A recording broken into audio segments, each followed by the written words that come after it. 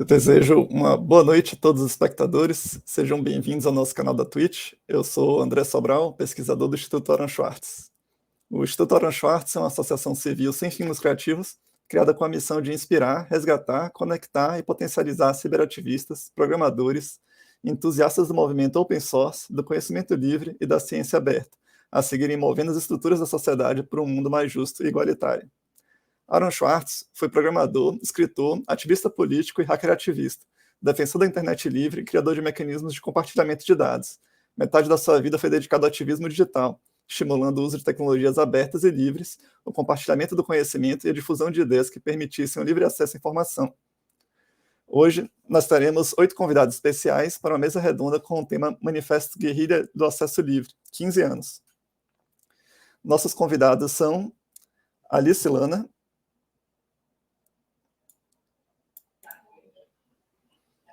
Bem-vinda, Alice. Alice Lana é graduada em Direito e mestre também em Direito das Relações Sociais pela UFPR.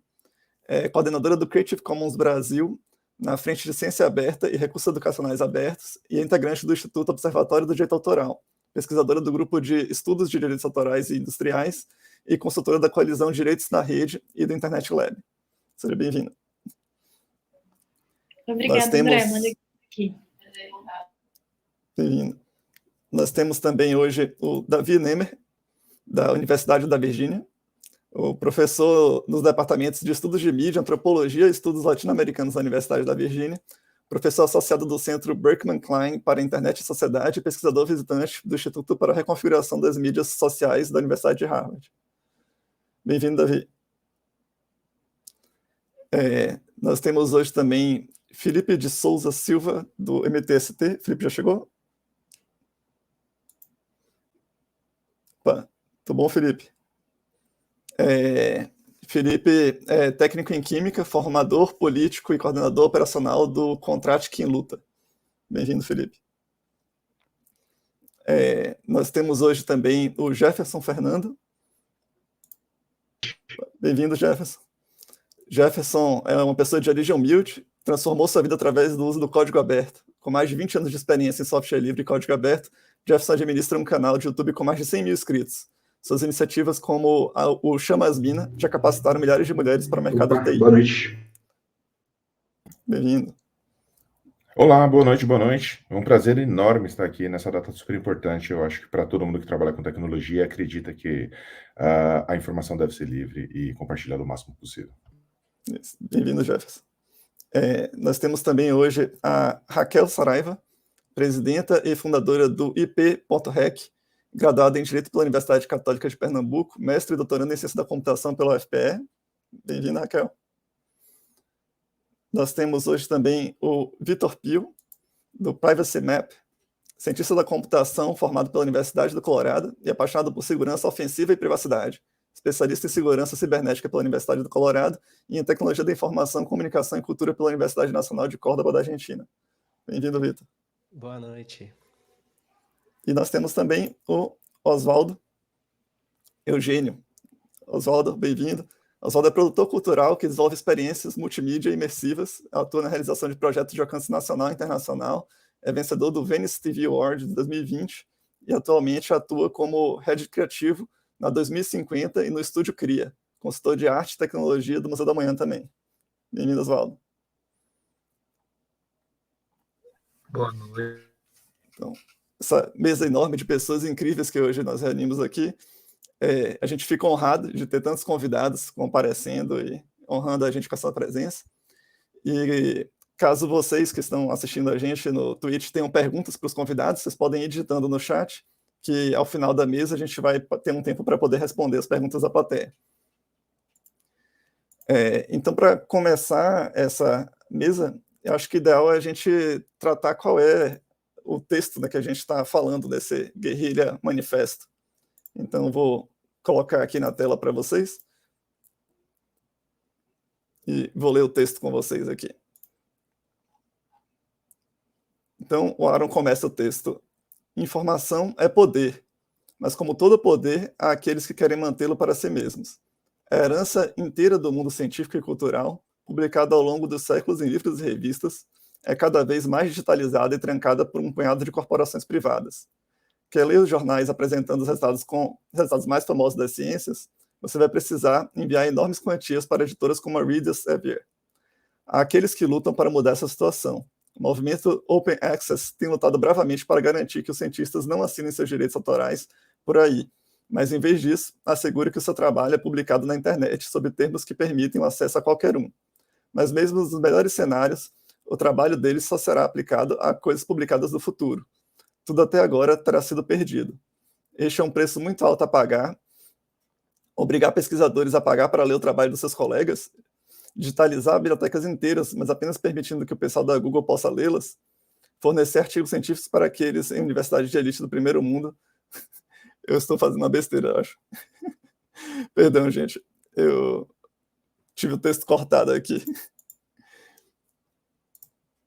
Eu posso reiniciar a leitura aqui, pedindo perdão para vocês. Informação é poder, mas como todo poder, há aqueles que querem mantê-lo para si mesmos. A herança inteira do mundo científico e cultural, publicada ao longo de séculos em livros e revistas, é cada vez mais digitalizada e trancada por um punhado de corporações privadas. Quer ler os jornais apresentando os resultados mais famosos das ciências? Você vai precisar enviar enormes quantias para editoras como a Reader Elsevier. Aqueles que lutam para mudar essa situação. O movimento Open Access tem lutado bravamente para garantir que os cientistas não assinem seus direitos autorais por aí, mas em vez disso, assegure que seu trabalho é publicado na internet, sob termos que permitem o acesso a qualquer um. Mas mesmo nos melhores cenários, o trabalho deles só será aplicado a coisas publicadas no futuro. Tudo até agora terá sido perdido. Este é um preço muito alto a pagar. Obrigar pesquisadores a pagar para ler o trabalho de seus colegas, digitalizar bibliotecas inteiras, mas apenas permitindo que o pessoal da Google possa lê-las, fornecer artigos científicos para aqueles em universidades de elite do primeiro mundo, mas não para as crianças no sul global, isso é escandaloso e inaceitável. Eu concordo, muitos dizem, mas o que podemos fazer? As empresas que detêm direitos autorais fazem uma enorme quantidade de dinheiro com a cobrança pelo acesso, e é perfeitamente legal. Não há nada que possamos fazer para detê-los, mas algo que já está sendo feito, podemos contra-atacar. Aqueles com acesso a esses recursos, estudantes, bibliotecários, cientistas, a vocês foi dado um privilégio. Vocês começam a se alimentar neste banquete de conhecimento enquanto o resto do mundo está bloqueado. Mas vocês não precisam, na verdade, moralmente não podem, manter esse privilégio para vocês mesmos. Vocês têm um dever de compartilhar isso com o mundo, e vocês têm que negociar senhas com colegas, preencher pedidos de download para amigos. Enquanto isso, aqueles que foram bloqueados não estão em pé de braços cruzados. Vocês vêm se esgueirando através de buracos, escalando cercas, libertando as informações trancadas pelos editores e as compartilhando com seus amigos. Mas toda essa ação se passa no escuro, no escondido subsolo. É chamada de roubo ou pirataria, como se compartilhar uma riqueza de conhecimento fosse equivalente moral a saquear um navio e assassinar sua tripulação. Mas compartilhar não é imoral, é um imperativo moral. Apenas aqueles cegos pela ganância irão negar e deixar um amigo fazer uma cópia. Grandes corporações, é claro, estão cegas pela ganância. As leis sob as quais elas operam exigem isso. Seus acionistas iriam se revoltar por qualquer coisinha. E os políticos que eles têm comprado por trás aprovam leis dando-lhes o poder exclusivo de decidir quem pode fazer cópias. Não há justiça em seguir leis injustas. É hora de vir para a luz e, na grande tradição da desobediência civil, declarar nossa oposição a este roubo privado da cultura pública. Precisamos levar a informação, onde quer que ela esteja armazenada, fazer nossas cópias e compartilhá-la com o mundo. Precisamos levar material que está protegido por direitos autorais e adicioná-lo ao arquivo. Precisamos comprar bancos de dados secretos e colocá-los na web. Precisamos baixar revistas científicas e subi-las para a rede de compartilhamento de arquivos. Precisamos lutar pela guerrilha Open Access. Se somarmos muitos de nós, não vamos apenas enviar uma forte mensagem de oposição à privatização do conhecimento, vamos transformar essa privatização em algo do passado. Você vai se juntar a nós? Aaron Swartz, julho de 2008, em Eremo, na Itália.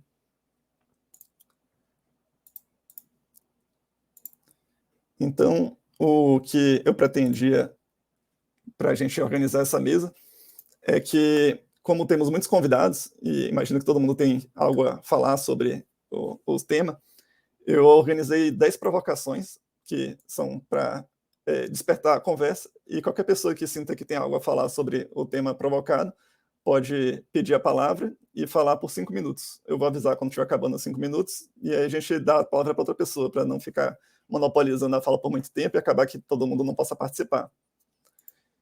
Então, a primeira provocação seria a seguinte: Aaron abre seu manifesto em 2008 com a declaração "Informação é poder". Como vocês avaliam a validade dessa informação entre relação entre informação e poder em 2023? Alguém gostaria de começar com essa provocação? Ainda é válido em 2023? O que mudou? Eu posso dar meus 20 centavos aqui? Não sei se serão 5 minutos, assim, mas um comentáriozinho, né? Mas, André, o que eu sinto relendo o manifesto, né? Eu acho que para todo mundo aqui foi um documento muito formativo para mim, né? No começo desse movimento da cultura livre, acesso livre. Eu estou na coordenação Creative Commons Brasil já tem alguns anos e ainda me arrepia ler esse manifesto e também me entristece em ver como ele continua atual, né? É de 2008 e tantas coisas continuam tão atuais, assim, essa disparidade entre norte global e sul global, né? Enfim, a maioria do mundo, essa concentração em feudos, em latifúndios do conhecimento, né? Essa realidade são latifúndios do conhecimento. E eu acho que esse momento que a gente está mostra esse momento também político de desinformação, de a gente criar essas bolhas em que as pessoas vivem, mostra como a informação é cada vez mais poder, né? Você ter acesso ao conhecimento, você poder, né? Entrando também na discussão de zero rating, por exemplo, que é uma discussão que eu acho muito importante, tem tudo a ver com uma campanha que a CDR, a Coalizão de Direitos na Rede, está lançando essa semana, que é a hashtag Libera Minha Net. Então, essa discussão do zero rating, em que você recebe uma coisa no seu celular, uma pessoa que tem esses pacotes de dados em que tem WhatsApp limitado, mas outras coisas limitadas. Então, você recebe uma notícia, você não pode nem checar a fonte, você não pode abrir a notícia para checar. Então, você vai mantendo as pessoas aprisionadas, né? Por quê? Porque elas não têm nem condições de ter acesso à informação. Então, essa primeira provocação já me trouxe essas minhocas na cabeça. Queria compartilhar com vocês e, enfim, aproveitar esse momento para prestar todo respeito, gratidão, carinho a tudo que o Aaron fez, né, o legado dele. Tenho certeza que ele estaria muito envolvido em muitas das discussões que a gente está tendo atualmente, se estivesse aqui também. Ótimo, Alice. Davi também tinha levantado a mão. Quem mais tinha levantado a mão? Posso falar? Vocês me ouvem bem? Pode. Pessoal, primeiramente, boa noite aqui. É um prazer imenso estar aqui com vocês. Uma honra em compartilhar essa mesa com vocês. Como a Alice falou, né, é emocionante estar tocando nesse tema, principalmente tudo que estamos vivendo e a falta que faz, né, o Aaron Swartz, um ativista que sempre entendeu a internet como ela deveria ser. Esse manifesto dele é primoroso, mas é claro, se a gente for entrar dentro dos detalhes, dos conceitos, eu desafiaria um pouco esse entendimento de que informação é poder. Principalmente se a gente seguir aquele modelo que é a pirâmide, né, que segue com a base que é dados, informação, conhecimento e sabedoria. O dado seria fatos organizados que não fazem muito sentido, e informação justamente esses dados que, ao se agregarem, têm um certo sentido. Mas a informação, por si só, ela não faz muita coisa, né? Você garantir o acesso à informação, o acesso à internet, ela não se envolve muito. É claro que é um primeiro passo muito importante, né? E até fala que a informação, ela gera poder, é um pouco meio que determinista nesse sentido, e que tira a agência das pessoas em processar essa informação. Então, academicamente falando, o conhecimento é o que traria poder, porque é o momento em que as pessoas elas ingerem essa informação, processam, e dentro desse processamento elas conseguem aplicar essa informação que é o conhecimento. Então, se eu pudesse problematizar um pouco esse conceito dele, eu falaria que o conhecimento que é o poder, né? E não a informação em si. Mas é claro que, conhecendo a trajetória do Warren Schwartz, conhecendo as intenções dele, eu acredito que essa era a intenção dele, realmente.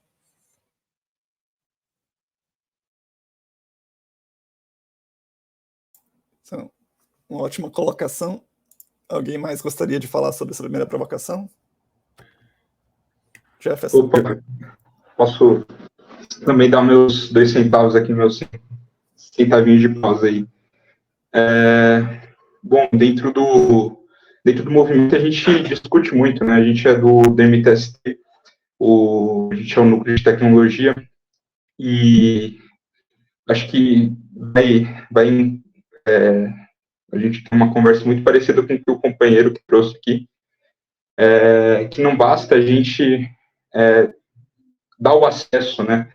É importante a gente ter o acesso aberto à informação, a gente ter a nossa soberania dos nossos dados, mas é também importante a gente garantir que essa informação chegue na ponta, que é uma das grandes dificuldades. A gente tem o WhatsApp, como a companheira estava falando, e a gente recebe dentro do nosso WhatsApp um monte de fake news. Você pode falar que isso foi um avanço da democratização da informação, porque as pessoas têm o WhatsApp, elas conseguem receber informação muito rápido. Isso é algo complicado, a gente tem que problematizar isso e sempre trazer a lógica de que a informação ela tem que chegar com qualidade na ponta. Isso que a gente constrói dentro do movimento, né? Dentro da nossa abordagem de soberania popular e digital, a gente parte da nossa realidade. A gente faz um diagnóstico do que acontece dentro das periferias, a gente vê uma interação muito grande com o pessoal, com a tecnologia, mas não da forma como seria interessante, né? A gente vê isso sendo pautado pela mão do capitalismo, pela mão da fake news, pela mão de forças antidemocráticas, e nosso objetivo era inverter isso, né? Lutar contra essas forças que são forças malignas, né? E no entanto, a gente tem a dificuldade de construir essas respostas, né? Sem utilizar algumas das ferramentas deles. Portanto, a gente utiliza dentro do núcleo de tecnologia, dentro da atuação do núcleo, né, dentro do Contrate em Luta, que é uma alternativa de construção, né, de serviços para as pessoas da base, para as pessoas do movimento, de fornecer o serviço para elas, de passar oportunidade de emprego para companheiros diaristas, para companheiros pedreiros, que tem que partir do WhatsApp, que é a ferramenta que eles usam. Só que o que a gente pretende é tentar tornar isso obsoleto, de construir um processo que, apesar de ser contraditório hoje, almeja uma realidade diferente, uma realidade realmente onde o conhecimento se torna poder, onde o conhecimento não é só algo jogado, né? Algo que chega picotado e passado pelas mãos da Big Tech, mas sim algo que realmente saia da base e que saia dessa última milha e que consiga também trazer e responder às necessidades da nossa base. Por isso que o conhecimento só se torna poder quando a gente constrói um processo coletivo. Vou passar aqui. Eu peço perdão aí ao Felipe, que eu demorei um pouco para achar aqui, porque tem muita gente. Jefferson também queria falar, tinha levantado a mão. Isso. Primeiro, boa noite para todo mundo. E eu concordo muito com os companheiros. A informação em si só, a gente percebeu nos últimos anos que a informação por si só ela é até problemática, né? Mas ela é super importante, porque a informação, o acesso à informação, ajuda a empoderar as pessoas. Manja? Isso é muito importante, porque vai ter novas habilidades, novos conhecimentos, ajuda, inclusive, a influenciar opiniões e tomada de decisões. As informações, elas podem, sei lá, desde influenciar as decisões políticas e sociais, ela pode moldar a opinião pública, manja? Então, é importante ter o acesso. Fomentar a inovação também é outro ponto super importante quando você tem acesso, por exemplo, a dados de pesquisa, que é o que o Aaron tanto lutava e brigava para que isso acontecesse, sei lá, novas descobertas de inovações, e que mais do que isso, que aquela informação não ficasse somente no norte global. Porque é o grande problema hoje. Se você olha grandes cientistas, pesquisadores brasileiros, eles precisam ir para fora para jogar os papers lá fora e deixar esse domínio dessa informação no norte global, aonde lá sim eles vão inovar, eles vão querer continuar controlando o mundo da forma como eles fazem há séculos, né? Uma coisa também que é importante em relação à informação é na parte do governo, na parte de ter o acesso à informação, porque assim a gente consegue ter melhor responsabilização e também uma melhor governança. E o mais importante, né? Isso ajuda a impulsionar o crescimento das pessoas. É importante ter acesso à informação para que as pessoas consigam ser mais competitivas no mercado, ser mais competitivas no dia a dia. Mas, infelizmente, nos últimos 8 anos, provavelmente, a gente começou a ter uma enxurrada de informações falsas, né, das famosas fake news.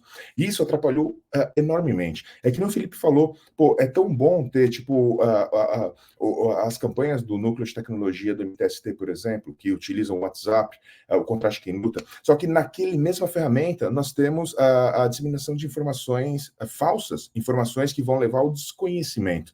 Então, eu vou de acordo 100% com o David sobre a informação por si só, talvez, de jogada de qualquer forma, ela vai mais atrapalhar do que ajudar.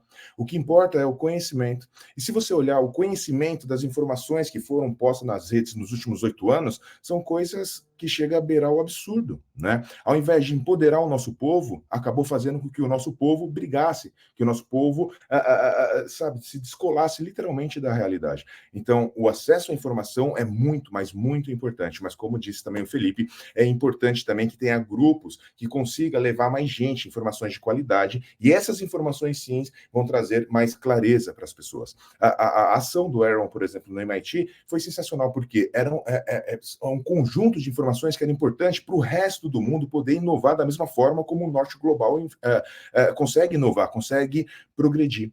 Então, hoje é um grande desafio, eu acho, para nós como sociedade, principalmente para a gente que trabalha com tecnologia, ter esse entendimento de como que a gente vai levar a informação para frente, mas que essa informação ela precisa ser digerida pela outra ponta, ela precisa ser entendida pela outra ponta. Então, não adianta também eu pegar os artigos científicos e tentar levar para geral. A gente precisa, de alguma forma, fazer com que essa informação se torne conhecimento. E para se tornar conhecimento, a gente precisa normalizar essa informação, a gente precisa quase que traduzir para que geral consiga ter o entendimento. Afinal, eu mesmo não consigo ter o entendimento de um artigo científico. Eu preciso de outras pessoas que me ajudem a ter aquele entendimento. E isso é fundamental. Então, eu vou 100% com o David e com o Felipe também, com a Alice também. Todo mundo está falando muitos pontos interessantes. Mas eu acho que a informação por si só, né, pelo menos nos últimos 8 anos, a gente percebeu que a informação por si só, ela não ajuda muito. A gente precisa realmente pegar essa informação e, de alguma forma, traduzir ou transformar isso em conhecimento para a maioria da população. Esse é o nosso desafio, eu acho. Muito legal a intervenção, Jefferson. Alguém mais gostaria de falar sobre esse primeiro ponto, primeira provocação? Vitor.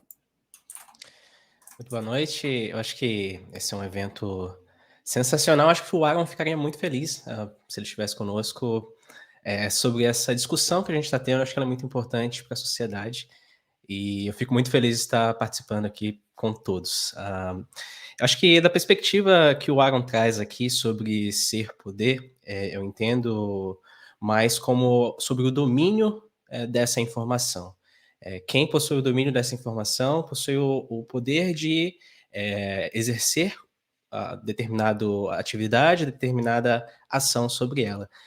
E puxando sardinha aqui para o lado de privacidade, que é o que eu acabo lidando mais no dia a dia, privacidade e vigilância, a gente vê que o domínio das Big Techs e a obtenção dessas informações diariamente, né, não necessariamente gerando conhecimento logo de início, mas já se obtendo informação faz com que esse domínio seja prevalecido e com que a sua posição seja mantida ao longo dos anos.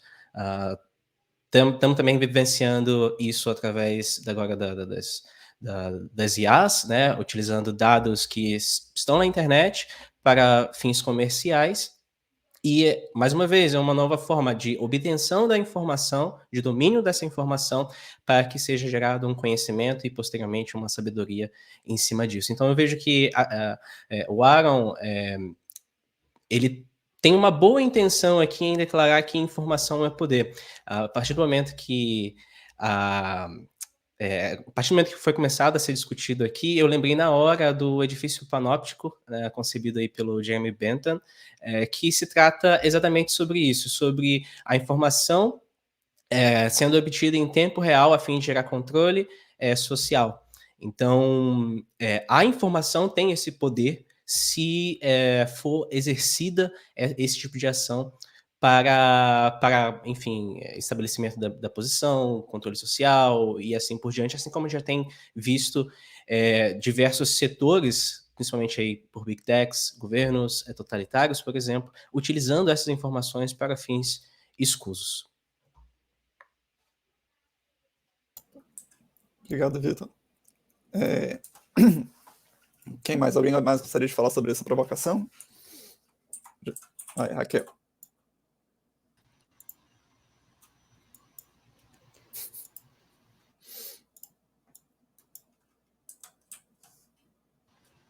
Oi, gente.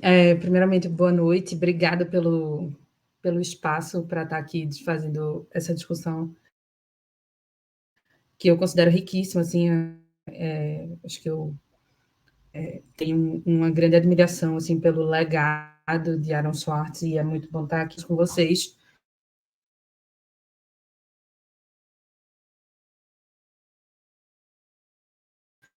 A que foi feita agora por Vitor, porque por mais que a gente tenha essa, digamos, inexatidão do termo, né, que foi levantada por David aí em relação à informação ou conhecimento, se a gente tratar de forma genérica, né, informação, enfim, lato sensu, de forma genérica, a gente pode,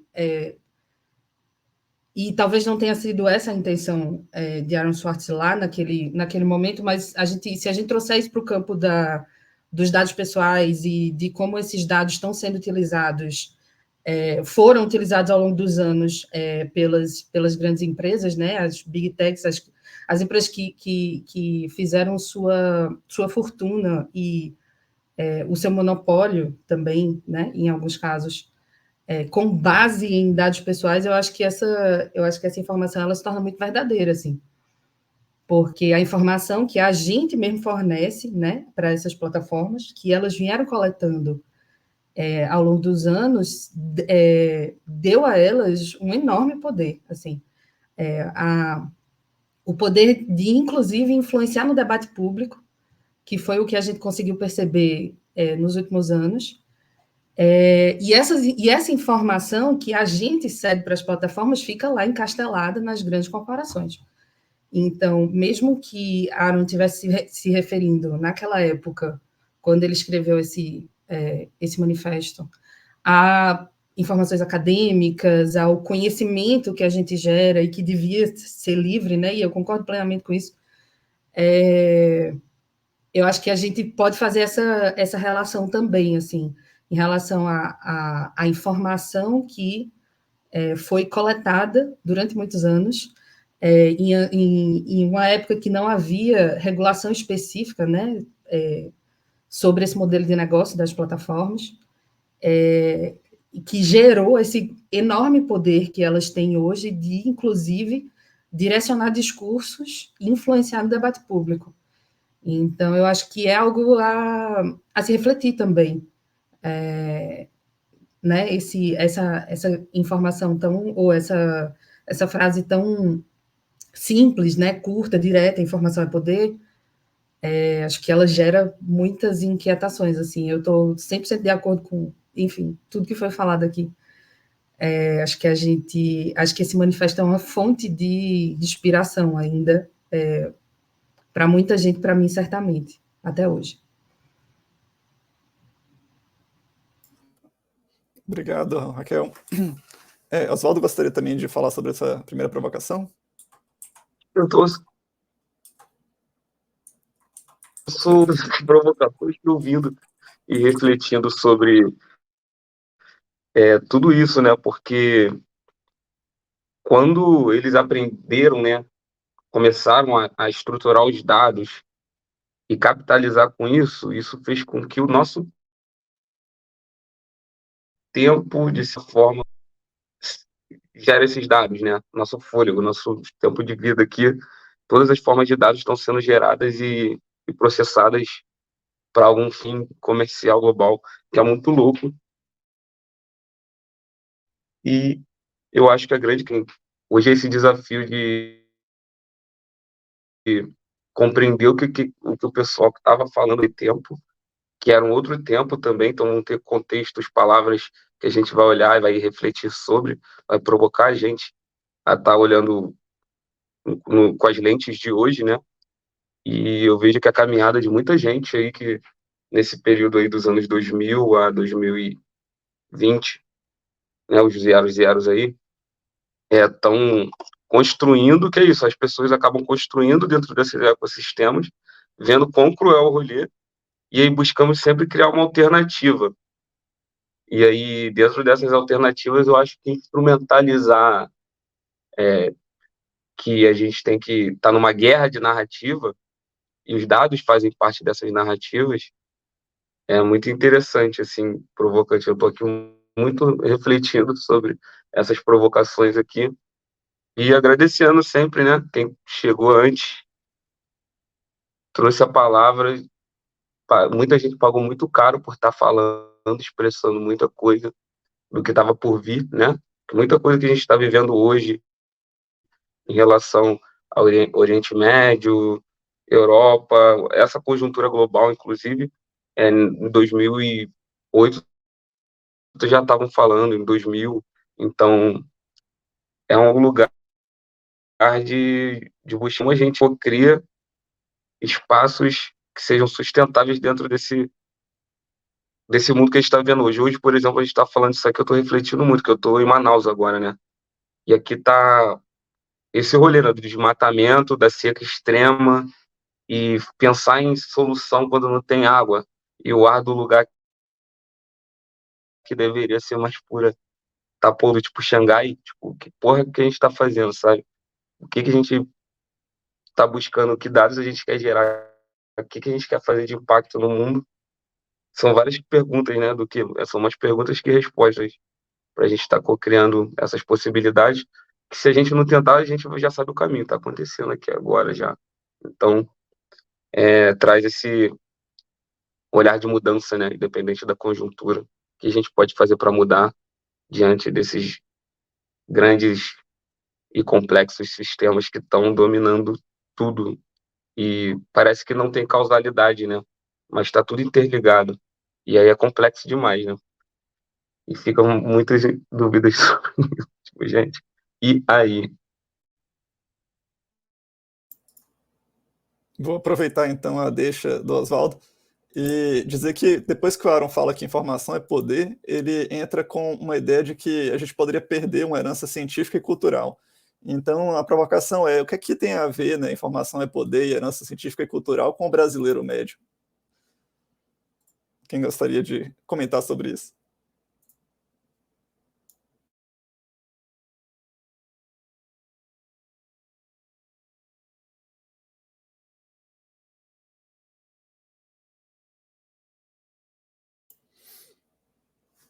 Então, eu vou puxar aqui, então, André. Obrigado. Eu acho essa informação que vem logo, né, no manifesto, eu acho ela era muito interessante, porque ela quebra esse paradigma de que conhecimento acadêmico, essa herança acadêmica, ela só pertence ao mundo acadêmico. E não, o conhecimento, quando ele é produzido, ele pertence à sociedade. Lá atrás, em outras civilizações, tanto em países africanos, assim como na época da Grécia Antiga, o conhecimento era trazido ali nas arenas abertas, onde que todo mundo participava, todo mundo tinha ali uma possibilidade de, se não falar, pelo menos escutar, ou seja, ter o acesso a esse conhecimento. E hoje, com esse processo da digitalização desse conhecimento, a gente acaba entendendo que digitalizar não veio para facilitar o compartilhamento do conhecimento. Ele veio para facilitar justamente os paywalls, os muros, para que esse conhecimento seja capitalizado, né, monetizado de uma certa forma. Eu acho que é aí que o Aaron Swartz ele foi genial em falar que não, a digitalização é para democratizar esse conhecimento para todos, e não como se o troll da patente, né, o troll dos direitos autorais que está ali para bloquear qualquer tipo de acesso, pelo contrário. E essa herança é justamente o seguinte, a gente só consegue avançar se a gente entender, né, o Oswaldo falou, aqueles que vieram antes da gente, aqueles que produziram, que tanto nos erros e nos acertos, a gente vai poder caminhar e construir em cima disso. Então, quando não se tem acesso a essa herança, como é que a gente caminha para frente, né? No máximo, a gente consegue caminhar para o lado. Isso é uma perda de tempo, né? Assim, que já foi desenvolvido. Fora que é bom deixar muito claro que todo o conhecimento acadêmico que a gente tem ali um dedo do investimento público, do investimento nosso. Por exemplo, aqui nos Estados Unidos, onde eu sou professor, as universidades, por mais que elas sejam públicas, elas cobram mensalidade, né? É um pouco mais complicado. Mas tem um investimento público dentro das universidades. Por mais que hoje esse investimento está cada vez menor, nós pesquisadores, nós aplicamos para bolsas da Fundação Nacional da Ciência, por exemplo, que é praticamente dinheiro do contribuinte, né? Então, que maluquice é essa, em que a gente tem o público financiando a pesquisa, a gente produz conhecimento, e esse conhecimento não volta para o público, sabe? E essa coisa de falar que a linguagem acadêmica ela não é acessível, eu acho que tem uma certa verdade aí, mas isso é botar muito por baixo a capacidade do brasileiro comum, por exemplo. Isso ficou muito claro durante a pandemia, onde estavam todos nós num mar de desinformação, infelizmente, mas todos nós uma sede de conhecimento para saber o que estava saindo ali. O brasileiro finalmente entendeu o que é um pré-print, né? Que é uma tática meio perigosa, mas é vamos dizer, um método para burlar, né, esses paywalls que colocam esse muro não promovendo o acesso. Então, eu vejo isso, essa fala, né, vem depois da informação poder, muito importante, é que para caminhar, a gente precisa ter o conhecimento do que já foi feito, para que a gente possa evoluir como sociedade, como um todo, como um coletivo. Porque se a gente funcionar como gatekeepers, os únicos que vão conseguir caminhar e deter esse conhecimento são aqueles que dominam os meios de produção, que infelizmente estão até a produção, a conhecimento, né? Infelizmente está nas mãos de pouquíssimos. E isso que a gente precisa lutar o mais possível. Desde quando o Aaron escreveu esse manifesto, eu sempre pensei muito. Então, os dois livros que eu já publiquei, A Favela Digital e o Tecnologia do Oprimido, ambos são de acesso livre. Então, todos os meus artigos que eu tento publicar ao máximo em jornais de acesso livre.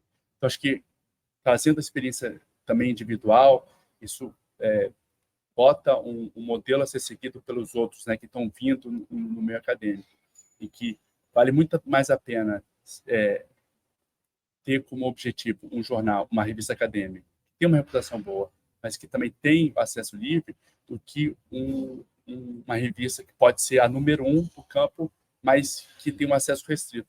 Eu sempre recomendo aí ao acesso livre, justamente por essa militância que o Aaron Swartz nos ensinou. Obrigado. Obrigado, Davi. Quem mais teria uma opinião diferente sobre isso? Opa, o Jefferson. Acho que como criador de conteúdo tem coisa muito legal de você falar, né? Então, vocês falando, eu tô aprendendo muito aqui, e que o Oswaldo falou, você vai começando a pensar assim, tipo, eu tava com uma fala e agora com o David falando, já tô com uma outra perspectiva. Mas ó, eu tava pensando, né? Como que aconteceu, por exemplo, para a Europa ser o centro do mundo, né? Eles literalmente destruíram toda e qualquer informação anterior a essa. Então é como se não existisse nada antes da Europa. né? Então, por exemplo, o povo árabe que levou tanto avanço para a Europa, ninguém fala nisso. Ninguém comenta disso. E isso, a galera tentava escrever o conhecimento, a informação em parede, em livro, e um monte de formas diferentes para tentar fazer com que aquela informação chegasse anos para frente. Hoje, nós estamos colocando toda a nossa informação dentro de um servidor. Esse servidor, seja qual for, ele é controlado pelas Big Tech. Infelizmente, não tem para onde a gente correr muito. Eu fico com muito medo dessa informação, desse poder que a informação gera, ser mais centralizado do que antigamente, manja. Então, eu vejo, infelizmente, com muito pessimismo, toda essa a rede de informação que a gente tem hoje no meio digital. Porque isso, pensando há muitos anos para frente, pode ser muito mais facilmente apagado. Histórias podem ser apagadas.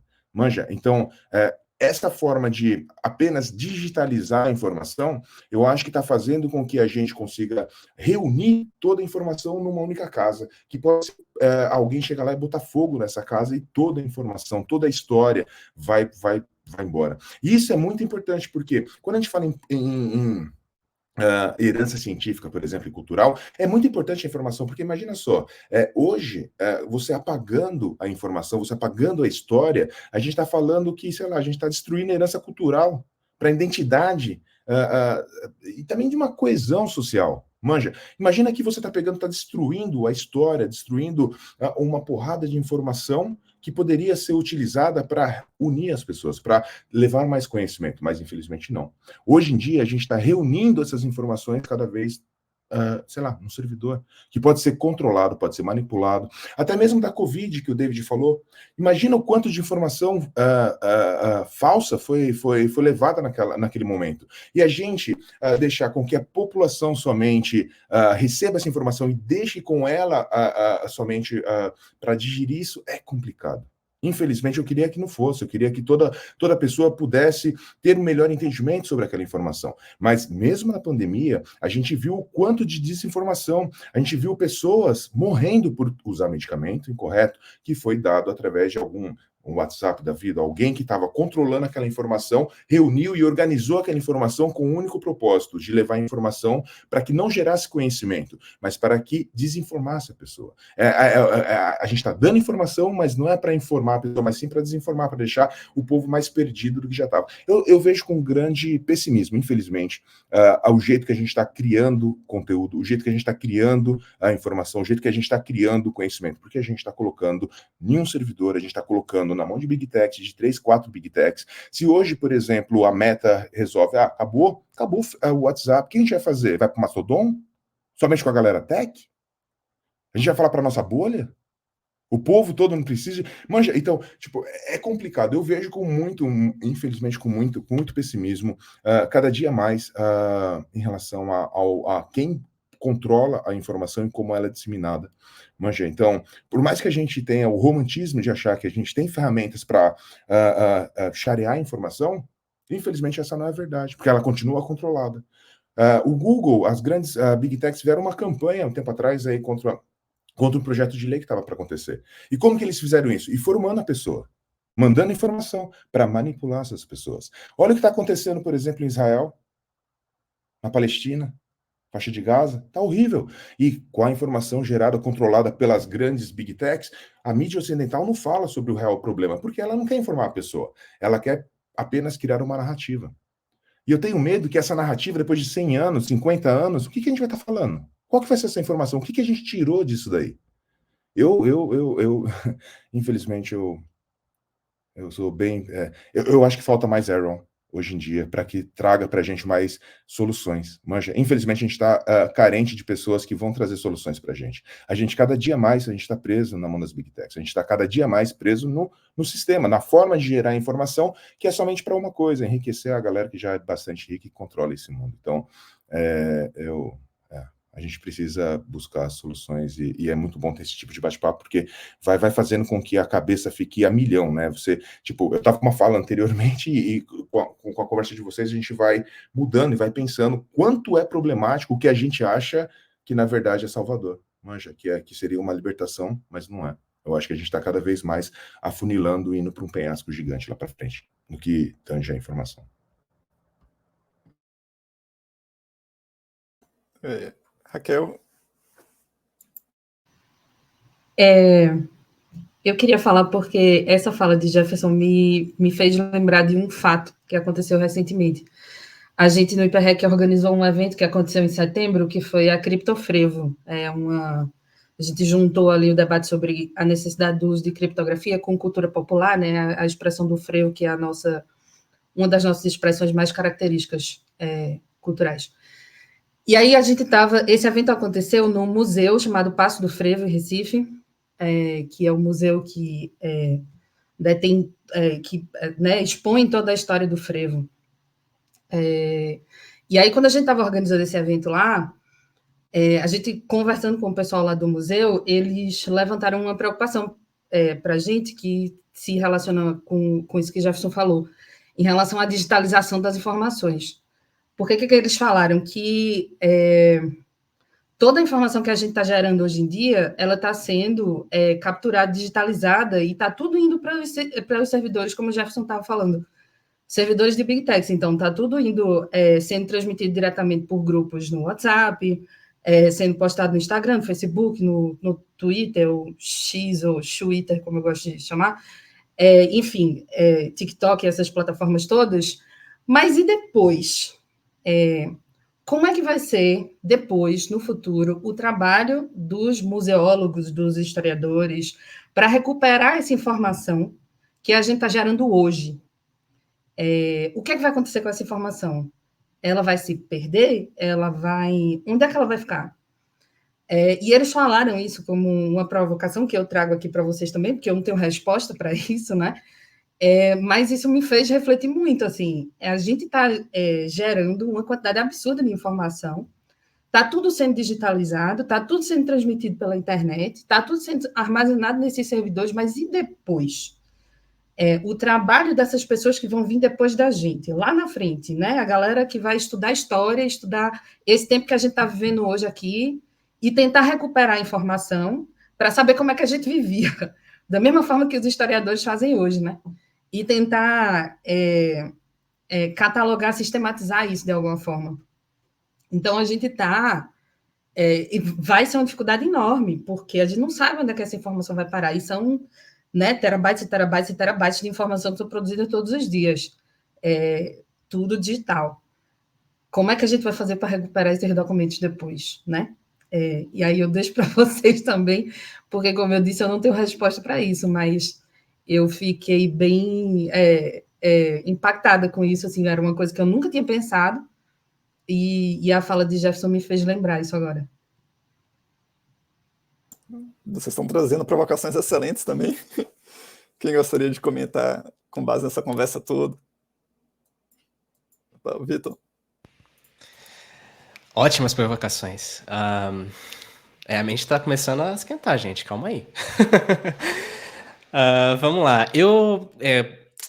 Diferentemente do nosso amigo Jefferson, eu sou um pouco mais... Eu vejo um futuro onde a gente ainda assim vai ter algumas alternativas, onde existirão pessoas inspiradas pelo trabalho feito tanto pelo órgão, mas também pelo nosso trabalho que a gente tem feito nos dias de hoje. Eu vejo com bons olhos as discussões e as tentativas e os projetos que foram tentar abordar isso que o Aaron escreveu lá em 2008, né, que eu estou falando aqui de LibGen, a própria Alexander Bakian com o Sci-Hub, são projetos que tentem mudar esse jogo, essa expectativa de que o dinheiro público que sai lá do contribuinte, que vai financiar pesquisas, papers, etc., ele acaba caindo nas mãos de uma empresa que tem um paywall lá no final e vai cobrar não só do cientista, não só do pesquisador, mas também daquele que deseja ter acesso ao seu paper. Então, a partir do momento que você usa ali dentro do projeto do Sci-Hub credenciais verdadeiras, as pessoas cedendo, compartilhando as suas credenciais, muitas vezes compartilhando o próprio artigo obtido legalmente, né? Eu vejo que isso é uma tentativa de tentar abordar esse problema e de tentar chegar a uma solução. É óbvio que, assim como o Aaron sofreu perseguições e problemas relacionados aos seus posicionamentos. A gente também está vivenciando isso com a Alexandra, principalmente nesses últimos anos e toda essa treta que tem acontecido. E falando agora sobre como que a gente vai quantificar, mas também contar a história atual no futuro.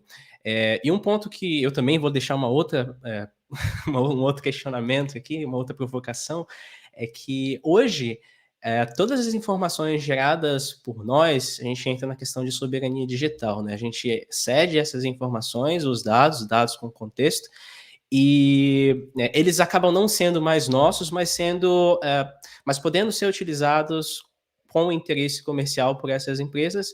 E eu estou falando de Meta, TikTok e todas elas. Eu acho que o que pode dificultar ainda mais no futuro para que esses historiadores venham a trabalhar com esses dados primeiramente, a política de retenção desses dados, até quando eles ficarão lá acessíveis. Existe também a questão do modelo de negócio, se vai ser viável para essa empresa manter esse dado num longo prazo. E eu não sei se isso vem sendo discutido, mas se em algum momento esses dados serão domínio público, ou se existem cláusulas, por exemplo, que permitam a exploração e a utilização desses dados para criação, pesquisa e etc. Eu sei que nos Estados Unidos a gente tem o Fair Use, mas eu não tenho conhecimento se, por exemplo, empresas, acadêmicos podem utilizar esses dados que estão hoje nas mãos dessas Big Techs para fins de estudos, e enfim, eu acho que é um questionamento muito interessante, sabe? Obrigado, Vitor. O Felipe pediu para ter a palavra, ele está com a câmera aí desligada, mas acho que ele liga agora. Opa, a câmera eu não vou conseguir ligar porque eu tive que trocar de aparelho aqui. A energia está caindo muito aqui em São Paulo, então eu estou tendo que utilizar o celular aqui e nos dados móveis. Mas de qualquer forma, eu acho bom, fazendo uma análise da situação, acho que a gente tem uma verdadeira queima, assim, sabe? Um análogo à queima do Museu Nacional, a gente tem uma perda de conhecimento e tradições no campo popular, no campo cultural. E eu queria trazer um exemplo muito palpável, que eu acho que é importante. Se você sentar com o motoboy das antigas, você consegue trocar essa ideia e ver essa realidade que foi alterada. Eles antigamente possuíam conhecimento sobre o guia. O que era o guia? Era um grande mapa, né, como funcionava a cidade.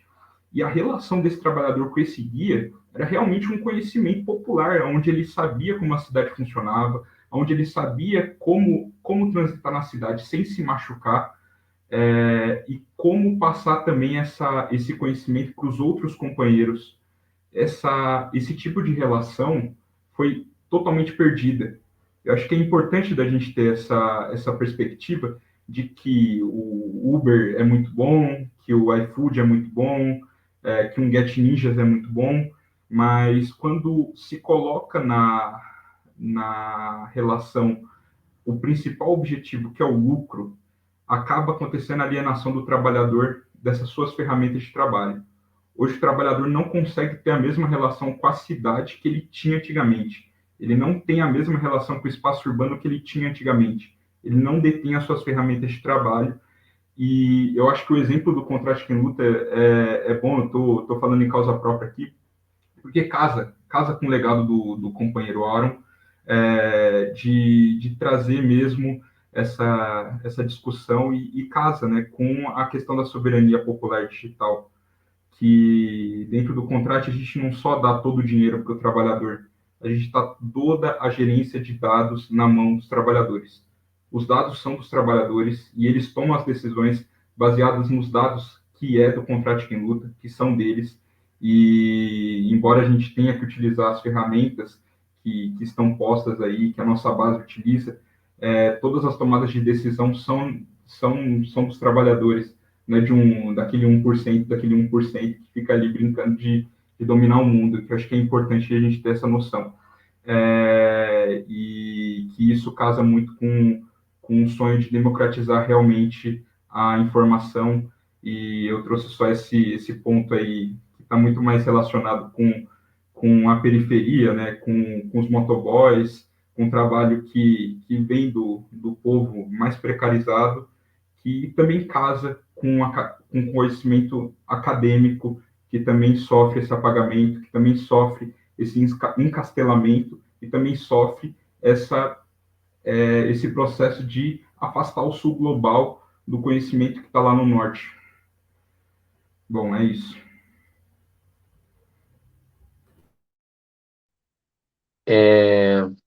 Novamente aqui eu estou super provocado aqui, ouvindo bastante, e estou refletindo sobre esse rolê do poder que provocou o debate inicialmente.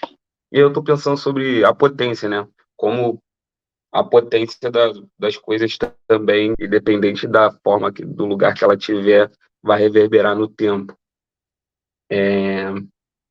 Um exemplo que eu vejo muito é sobre, por exemplo, no Brasil, o capitalismo, no mundo, né, quando o capitalismo eram corpos pretos que moviam o capitalismo, não só os dados, os corpos de fato,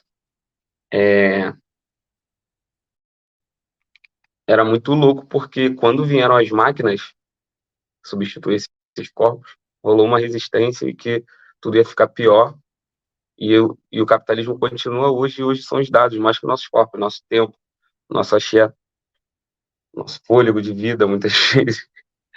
E eu vejo meio que, tipo, olhando para trás, para esses corpos que vieram para cá, eles tiveram uma imposição, que na época foi o catolicismo. Eles tinham a fé deles, as crenças, as vivências, cada povo com a sua, que no fim ainda interagiram bastante por estar ali naquele mesmo espaço no Brasil.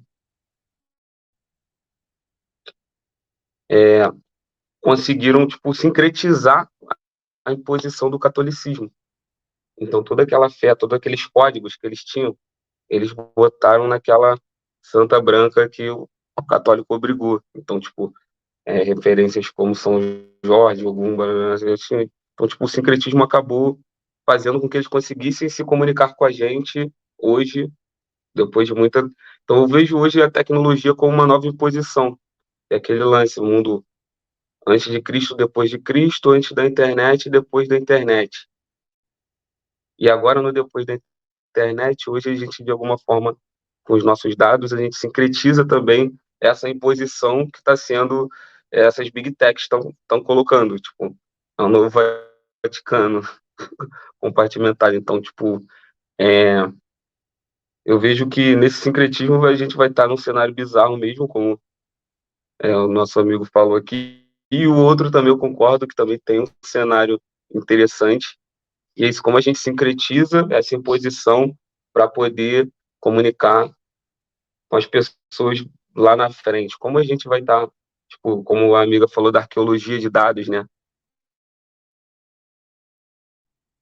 Onde vai estar nossos dados? Como a gente vai conseguir sincretizar essa imposição e se comunicar lá na frente? Tipo, eu acho que esse é o grande desafio, né, que nós temos hoje, e que de várias formas o Aaron e várias outras pessoas que ajudaram a construir aí esse banco de dados que hoje a gente consegue visualizar melhor, a gente conseguir co-criar, né, essa ressignificação desse espaço que a gente não tem por onde correr, tipo, a gente está conversando aqui pelo StreamYard, mas os bancos de dados é isso, são big techs que estão gerando os dados. Como a gente vai estar posicionado dentro desse banco de dados dessas big techs, para quando forem fazer essa arqueologia, ou não, naturalmente as pessoas já vão se comunicar com nossos dados, e é isso, tipo, vamos sincretizar essa parada, e na fé, porque a lógica a gente já está vendo que tá rolando, e é intenso, rindo aqui de nervoso, porque tá intensa a conjuntura global agora em relação a várias questões. Se a gente for abrir aqui, vai ser igual uma cebola. Cada camada, a gente vai chorando. E vai rir jeito. E seguindo, existindo diante a tudo isso aí que a gente está vivendo, com esperança também, tem que alimentar, senão é isso, né? O Aaron é um exemplo que, se ele tivesse aqui, eu acho que a gente teria um debate muito mais para frente. Então é isso, vamos resistir e cuidar diante disso tudo, criar, sincretizar essa doideira, e é isso, tipo, para continuar conseguindo se comunicar, mesmo depois de não estar aqui fisicamente, a gente conseguir se comunicar lá na frente, e é isso. Se eu puder fazer uma intervenção, é muito interessante a fala depois. A gente nem precisa olhar com preocupação para o futuro. A gente perdeu uma década de dados digitais da vida digital do brasileiro, que foi o Orkut. Cadê esses dados? Né, que é tudo que, como vocês falaram, né, são servidores das Big Techs, que o Orkut pertencia ao Google. E cadê as pegadas dos brasileiros, as pegadas digitais dos brasileiros nessa década que foi de 2004 a 2014? Simplesmente não se fala, não se indaga, e a gente perde, assim, a gente perde a oportunidade de estudar, a gente perde a oportunidade de entender o brasileiro. O brasileiro, a gente sabe que é um dos usuários mais ativos nas redes sociais no mundo inteiro. E aí? E cadê? Está com a Big Tech, que poder que a gente tem sobre elas e poder reivindicar esses dados? Nenhum.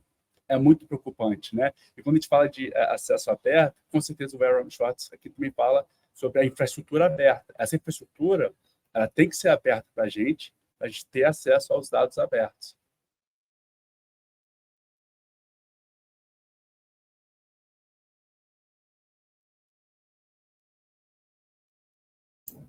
Opa. Eu peço perdão aí por dificuldades infraestruturais aqui, faltou a internet novamente. Parece que é uma coisa comum a todos os participantes, algum problema de conexão. E nós recebemos agora mais um convidado que chegou só nesse momento, que é o Kate Goldstein, do Partido Pirata Internacional. Ele é secretário-geral do Partido Pirata Internacional e atua como delegado do Partido Pirata nos conselhos da ONU. Ele é sociólogo, educador e pesquisador da área de tecnologia, além de ter conhecido a família do Aaron, pessoalmente. Oi, Kate. Você poderia falar um pouco sobre o manifesto do Aaron, os 15 anos aí de Open Guerrilla Access? Buenos dias. Não falo muito bem em português. Se posso falar em inglês, entendo um pouco, mas não perfeito. It's okay in English? It's okay. You can talk in English. Okay, thank you. So yeah, my name is Keith Goldstein. I'm a professor with the Hebrew University, and I just moved to University of Potsdam, and I am the General Secretary of Pirate Parties International. Regarding this Aaron Swartz day, I'm also actually from Northbrook, Illinois, which is right next to Highland Park, where Aaron is from originally, and so I was connected with his family from way back when, from the Jewish community there. Are there any questions? I'm sorry, I didn't know what exactly you wanted me to speak about. But I just asked you about the Open Guerrilla Access Manifesto, if you would have some words about this text of Aaron. We're talking mostly about information's power, his opening line, and then about this cultural and scientific heritage that should be accessed to all. Yeah, I mean, it's the freedom of information and the ability for everyone to have access, to not just academic publications, but just in general. And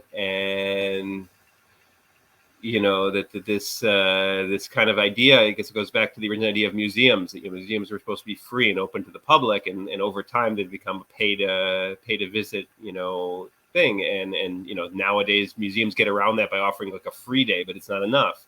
You're entitling certain people to have access all the time, and others, they can't afford to, and so you create a continual. It's a very kind of an anti-socialist propaganda that you create it where certain people are always limited in their access to information, and this was really an attempt to rewrite the lines to make sure that everyone could have access all the time.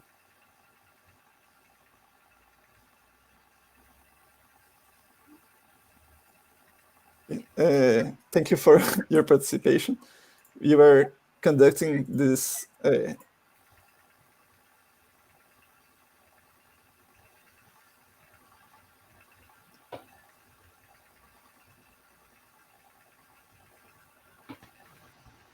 Eu acho que teve problema lá com a conexão do André.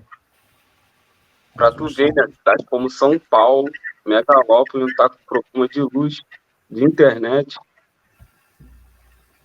Imagina as periferias do bagulho. É.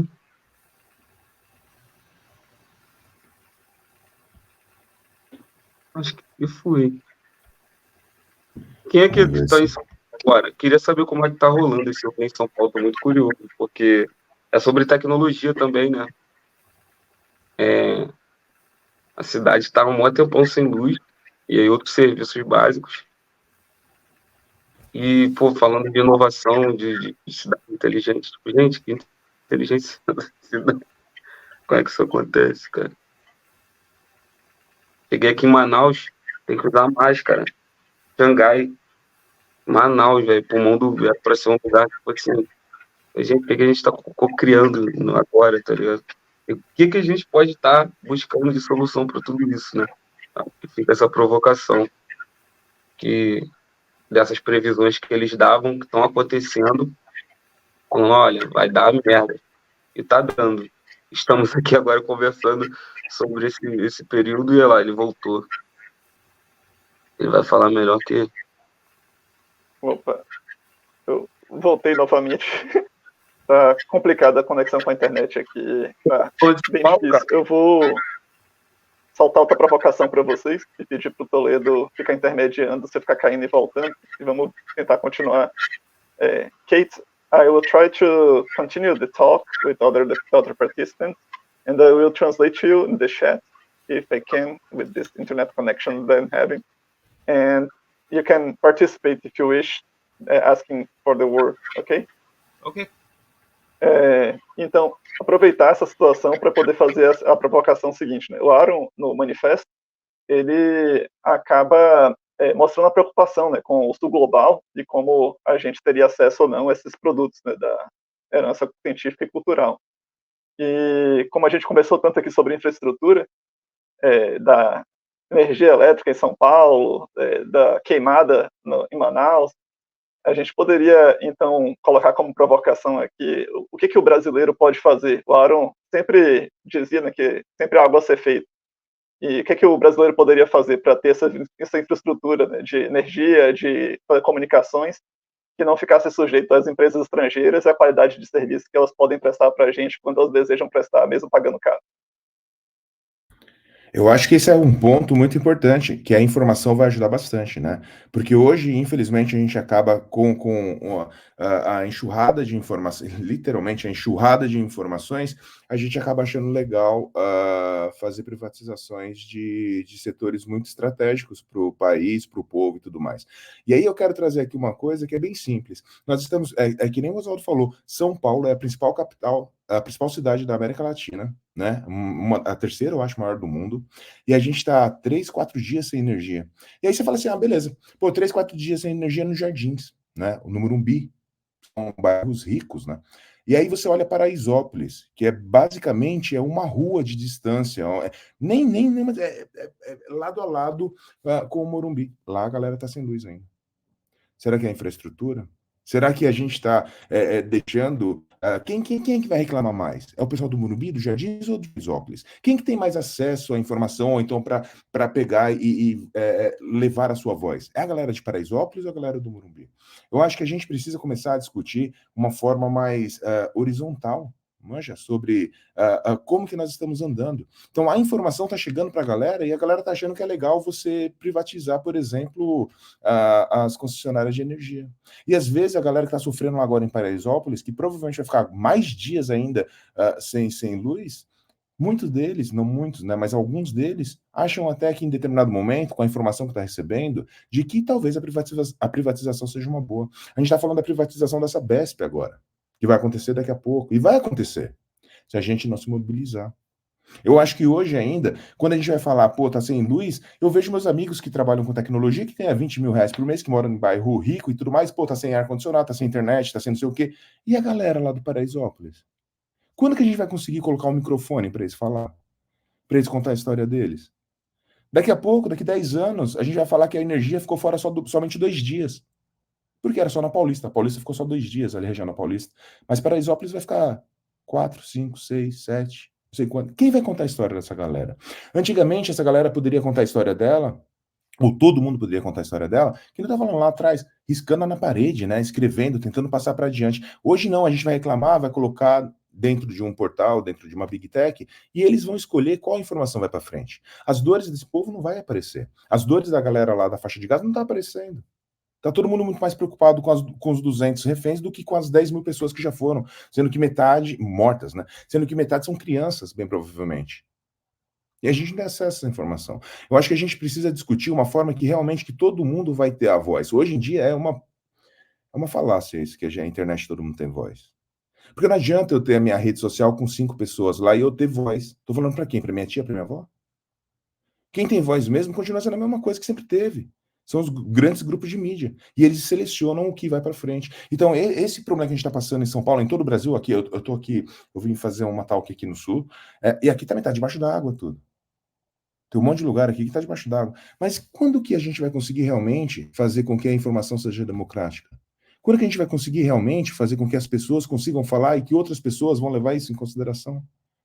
Eu estou vendo, por exemplo, o Mário Sérgio está trabalhando no Brasil Participativo. Puta, numa iniciativa legal.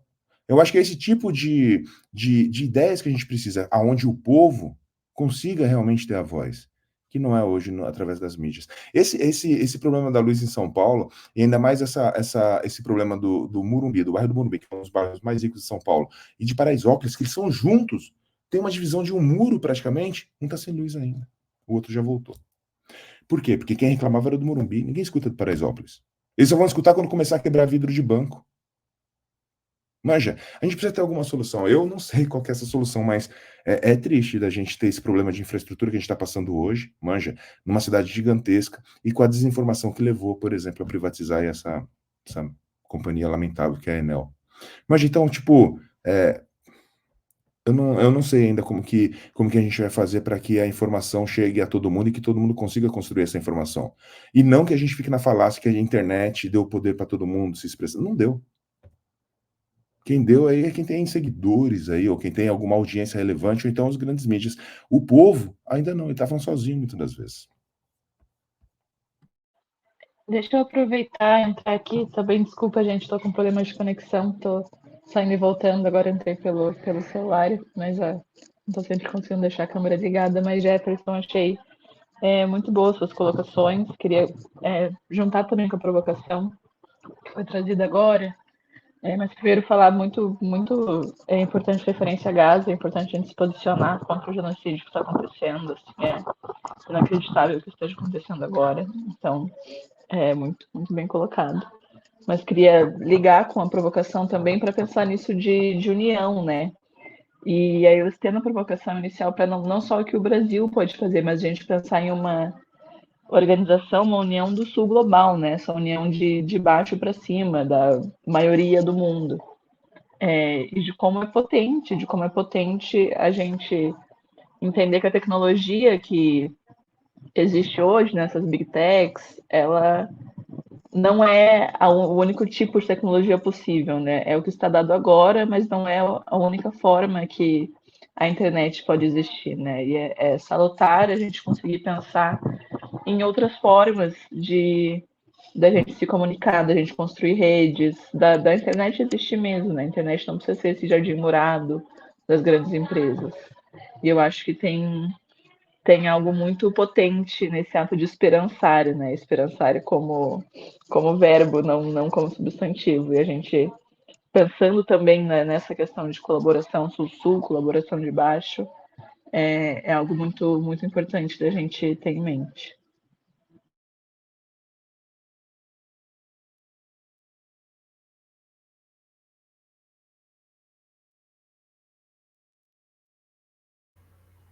Bom, concordo com... Vou escrever aqui.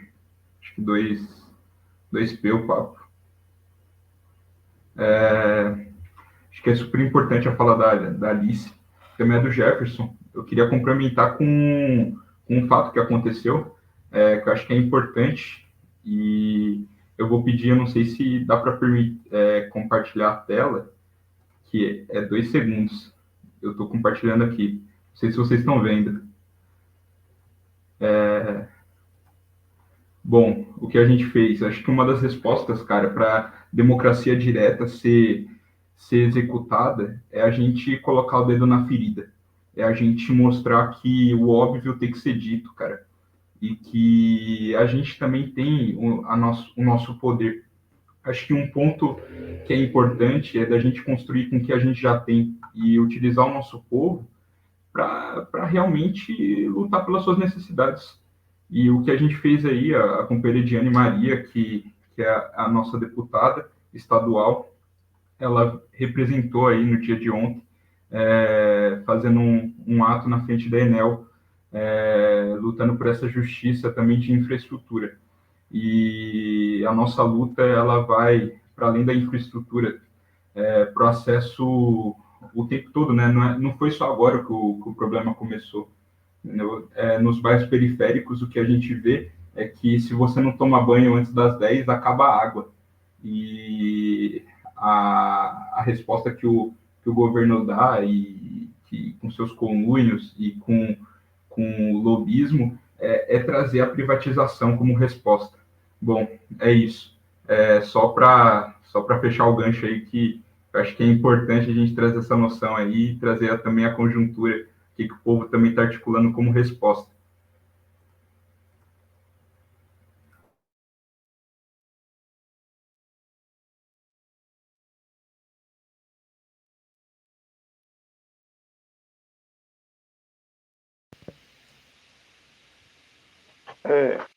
Alguém gostaria de falar mais sobre essa provocação? Kate, would you like me to translate it? You're muted. It's okay. I understand most. I speak fluent Spanish, and so I can. Ok. Bom, então eu vou aproveitar e passar para outra provocação, para a gente não ficar nessa que é mais, como posso dizer, polêmica, tem a ver com a questão atual. Em um determinado momento, né, do manifesto, o Aaron inverte a acusação de pirataria, denunciando um roubo privado da cultura pública. E hoje a gente vive esse momento em que as plataformas de inteligência artificial usam dados privados, né, presentes na internet, que são privados para fins próprios para eles, né, privados também. Então, dados que estão em lugares públicos para o interesse econômico deles. Como é que vocês veem essa apropriação? Vocês acham que existe algum tipo de outro formato de uso dos dados da internet que proteja contra esse tipo de coisa? Eu vou puxar aqui de novo, gente. Porque eu acho essa uma discussão muito sensível, muito delicada e muito boa da gente ter nesse momento com pessoas defensoras da cultura livre, cultura aberta e do acesso, né? Porque ao mesmo tempo que a gente, né, e o movimento como um todo, né, há décadas lutando pelo acesso, pela abertura, por esses dados estarem disponíveis, né, enfim, pelos Creative Commons também, a gente poder remixar, criar coisas novas, de acordo com o que o autor, o criador permitir, né, mas enfim, nesse movimento de ver o valor na abertura das coisas e no remix. E aí a gente chegou em um momento, agora especialmente com sistemas de IA, em que parece que todo esse corpus aberto que a gente lutou tanto para criar está sendo fagocitado por esses sistemas, né? A OpenAI se chama Open. Para mim é uma coisa que me dá um aperto no coração, assim, porque não era por aí que a gente tinha em mente, né? Mas ao mesmo tempo me parece igualmente temerário, igualmente perigoso a gente cair para o outro lado, né? Que é começar a defender propriedade intelectual, os direitos autorais muito fortes e fechar as coisas. Também não acho que o caminho é por aí. Eu acho que a gente está em um momento novo nessa discussão de democratização e acesso ao conhecimento, que é a gente ter que repensar esses equilíbrios, ter que repensar posicionamentos anteriores, ter que pensar em talvez novas respostas para esses problemas, né? Como fundos para repartir lucros, mas sem cair né, na minha opinião, sem cair nessa visão de reforçar direitos autorais, propriedade intelectual, que foi algo que a gente teve tantos problemas por tanto tempo. Mas sei que não é uma opinião muito majoritária e acho que aqui a gente está em um campo privilegiadíssimo para fazer essa discussão com qualidade.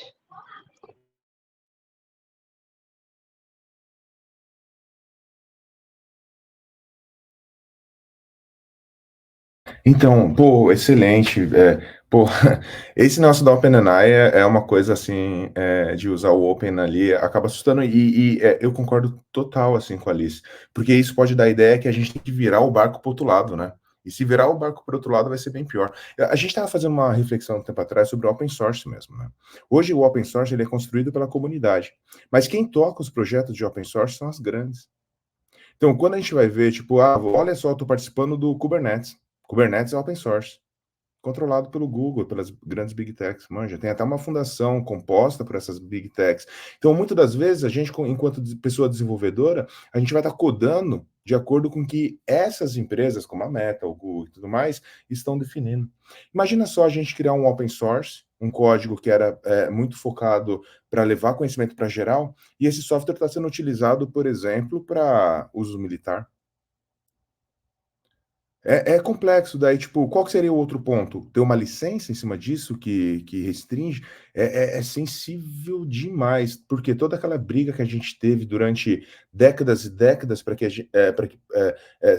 que fosse possível, né, ter, no caso do open source, de ter software que a pessoa consiga ver o código-fonte, consiga aprender com aquilo, consiga utilizar aquilo, no caso do software livre, né?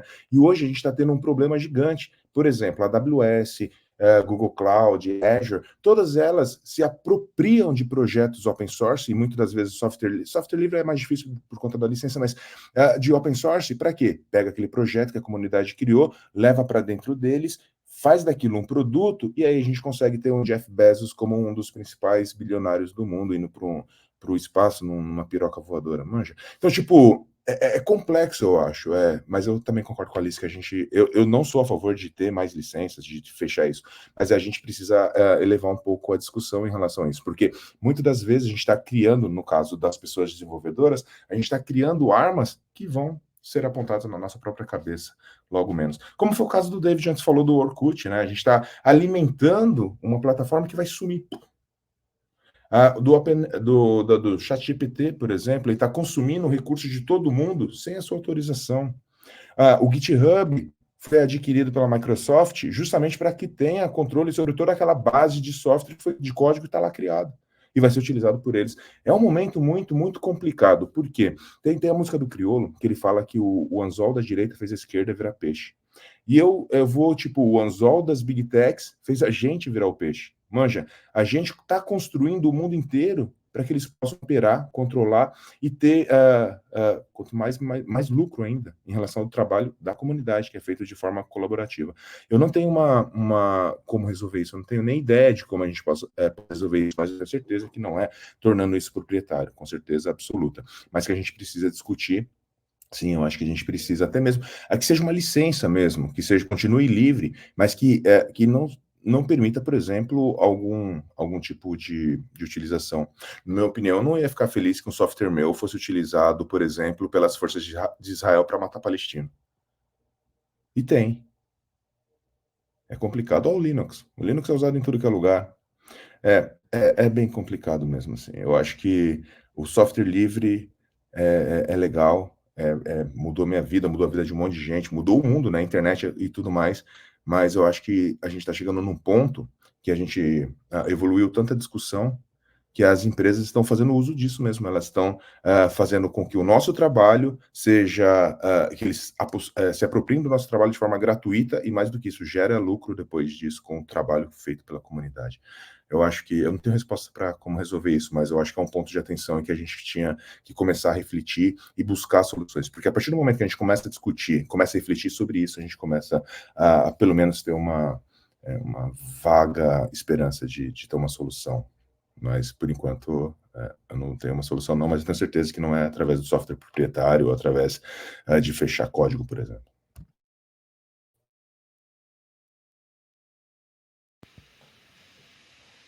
Então, eu vou na mesma linha também. Eu acredito que a chave não está no software proprietário, muito menos no open source, tá? Eu acredito que um dos mecanismos que nós temos para, é claro, não é perfeito, mas para evitar que parte disso aconteça, dessa subversão dos valores, e até mesmo desse garimpo feito com o nosso trabalho, enfim, todos os esforços que são colocados em cima de projetos que beneficiam comunidades vem através do software livre. Acho que o software livre ele é uma das chaves para que a gente continue discutindo isso no caminho que eu acredito que seja o mais adequado a ser debatido.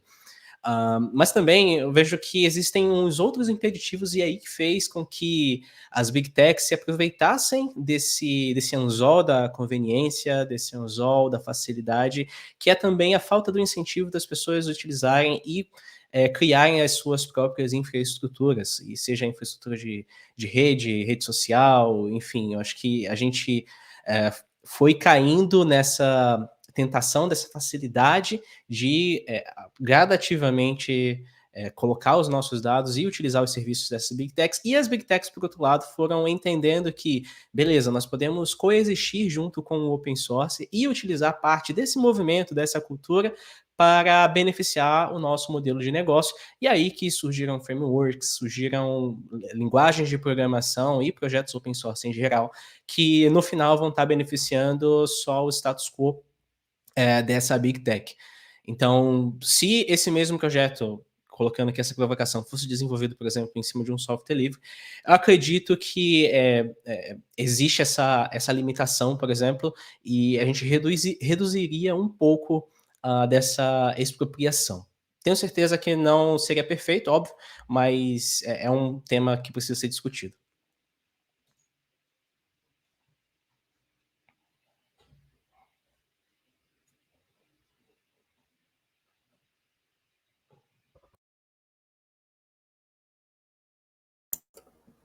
Obrigado, Vitor. Alguém mais gostaria de falar sobre essa provocação? O Kate mandou um pequeno texto aqui, eu vou compartilhar em português para poder ajudar a participação sem precisar que ele fale em inglês e complique. What do you think about that, Kate? If I translate what you wrote on the private chat about... Então, ele fala, as companhias de IA têm acesso a grandes bancos de dados que eles pagam quantias imensas de dinheiro para ter. E uma pessoa só poderia acessar esses bancos de dados através dessas companhias de IA. A colheita, né, a coleta de dados e informações é uma preocupação tanto quanto o quanto elas são fechadas e o quanto elas são seguras. Bom, a gente está se aproximando do nosso horário e a gente preparou uma última pergunta que a gente faz com base no Aaron para vocês.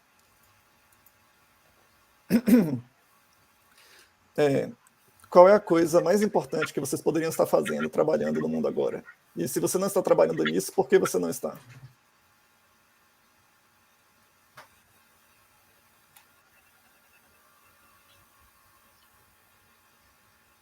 Should I follow up a little bit on the comment? Yeah, you can. One of the things I wrote, that the harvesting of information is just as much a concern as the closed safe where the information is protected.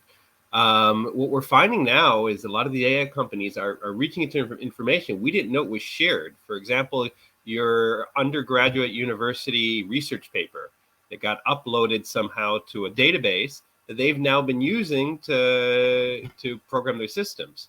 And so in one sense, we have this issue of my freedom of information where I want to be able to access all of these articles and all this, academic work. On the other hand, we have academic work that's been, someone didn't realize was academic work. It was just a term paper that I thought was private between me and my professor. That's now become part of this public domain, is now being used to program AI, and now is being used to replicate information. It's very good, but people need to know ahead of time that the information that they're giving is being used now and is being put part of that open area. This isn't even, an issue of commoditization where my information is worth money.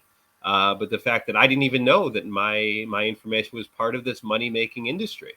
And we do have, with Creative Commons, I see we have a representative here, a very important, goal to make sure that people are rewarded for their work. I think, one of the biggest problems that we had with the copyright industry and academic journals is that, myself as well as an academic, I still put articles I have to try and publish with Nature, with Science, with all these top journals.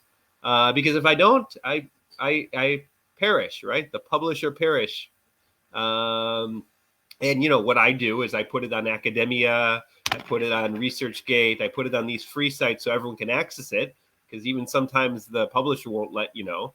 And the publisher doesn't do anything because you use, they're not going to bother you, especially if you use a pre-draft, the without the last edits in it, they won't bother you. But not everyone's going to do that. Like Aaron Swartz said, it was, it's your duty to copy and share, but not everyone is going to do that because they don't feel the same ideological goal. But anyway, that's just my point that this, with AI, we have a new dimension that I don't think Aaron ever thought about. In that, putting free information in the public domain is very good, but the people who are sharing that information need to know that it's out there.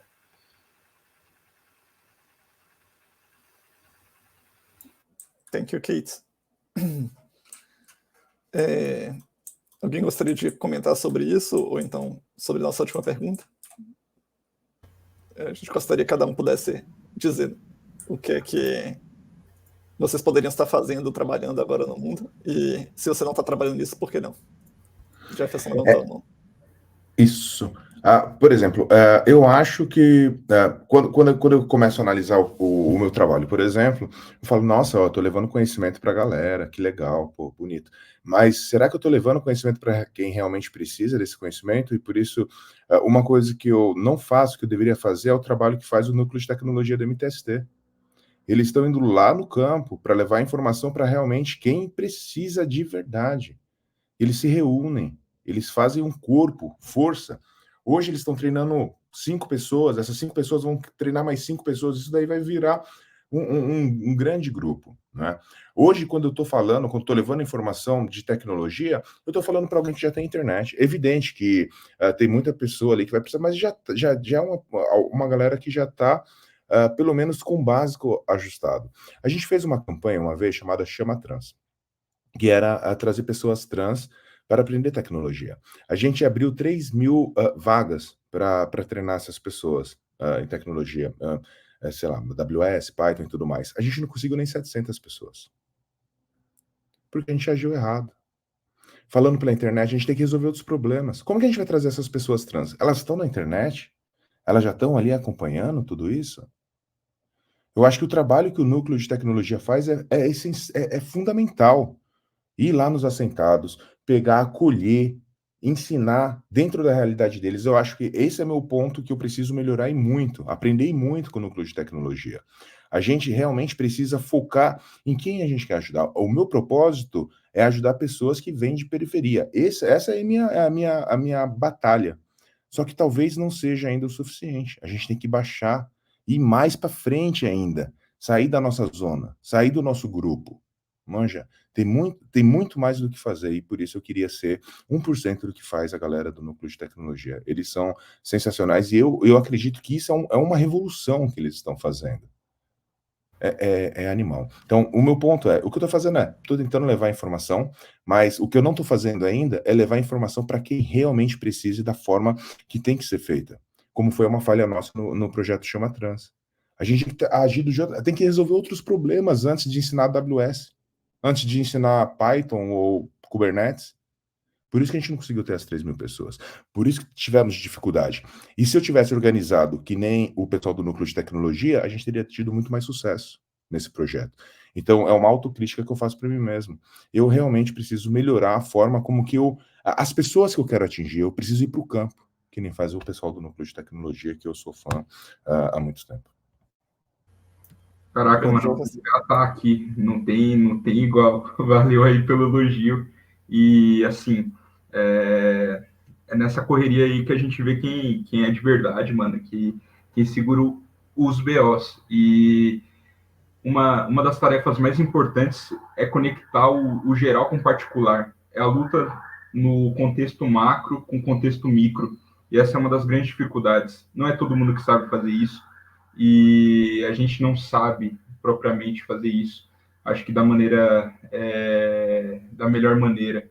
Mas a gente se propõe a jogar nesse problema e se propõe a tentar aprender, a construir junto com o povo, e as respostas que, incrivelmente, que a gente acha que a gente vai levar para a massa, vai levar para o povo, vai levar para a base que ensina para a gente. Acho que esse que é um processo que a gente tem que considerar uma humildade muito grande quando a gente joga no trabalho de base e tentar sempre conectar essa luta maior com a luta menor, a luta dentro da ocupação, criando o aplicativo da Vitória, que é um aplicativo de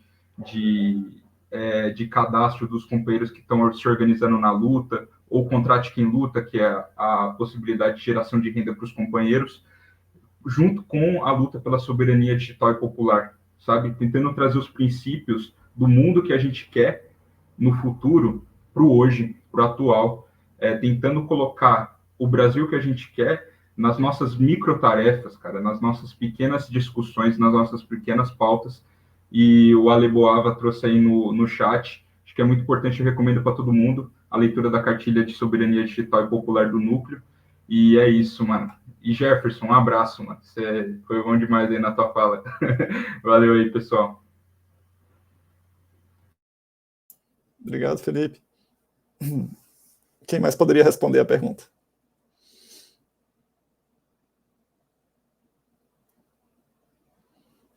Davi? Posso falar um pouco dos projetos que eu estou envolvido, né? É claro que, como professor universitário, meu papel é tentar educar e tentar trazer um pouco mais essas formas de pensar mais ativistas, mais fora da caixa, como foi do Aaron Swartz, né? Então, sempre trago...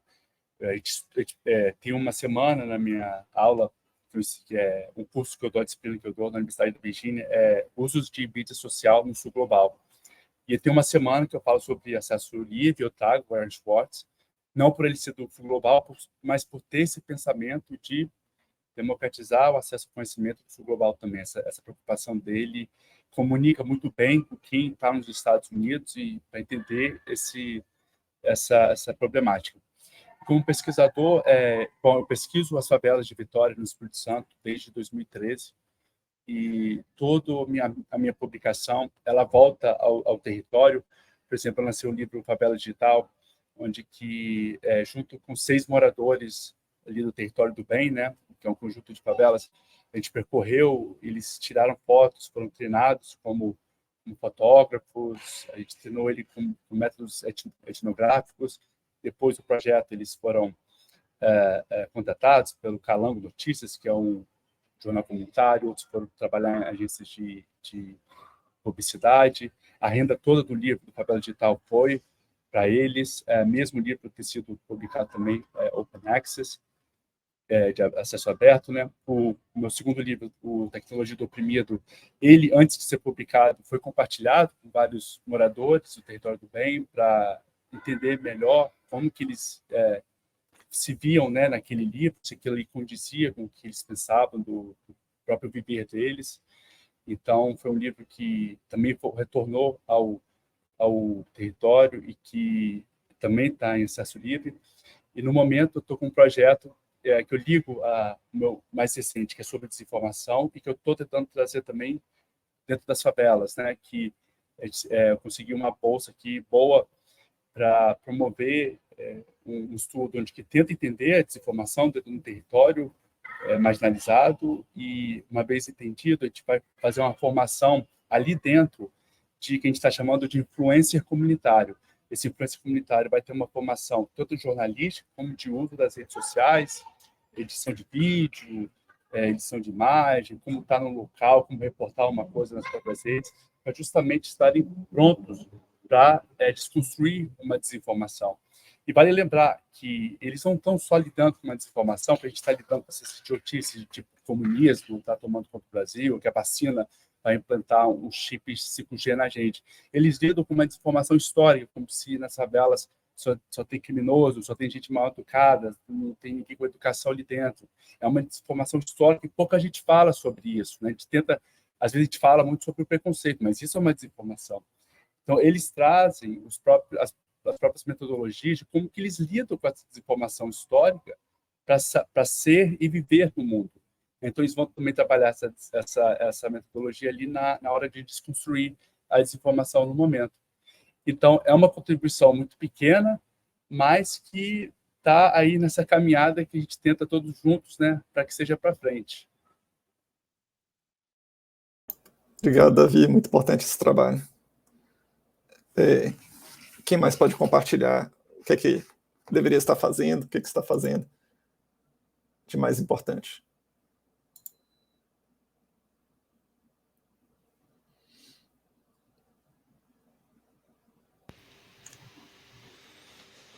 Vitor? A Raquel, ela desmutou, eu não sei se ela gostaria de ir. Tá ok. Não, pode ir, eu falo depois, vai. Tá ok. Eu vou nessa mesma linha da autocrítica também, trazida pelo Jefferson. Tem tanta coisa que a gente, pelo menos eu gostaria de estar fazendo. Hoje eu sou criador de conteúdo, mas eu tenho sempre tive essa vontade de deixar o conhecimento aberto também, mas também de trazer para o mundo comum, para o bate-papo da sociedade, para, enfim, para o dia a dia, as questões relacionadas à privacidade, à liberdade, à soberania digital.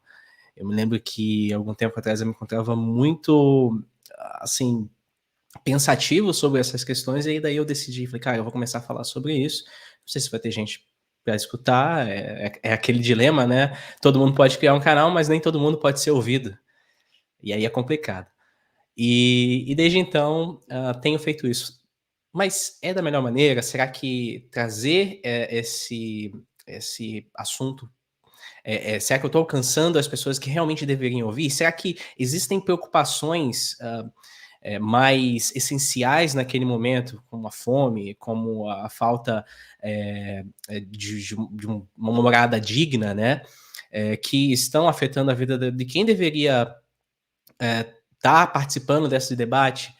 Então, com certeza eu vejo que existem, como por exemplo o núcleo de tecnologia, mas existem partes desse trabalho que a gente pode aprender e para poder alcançar quem precisa ser alcançado e para levar esse papo, esse conhecimento e para o dia a dia, para o cidadão, enfim. Eu, como cria também de favela do interior do estado do Rio de Janeiro, apesar de não parecer, eu também me vejo muito nessa realidade de, cara, sem perspectiva de vida, de talvez não ter, de estar vivenciando naquele momento, né?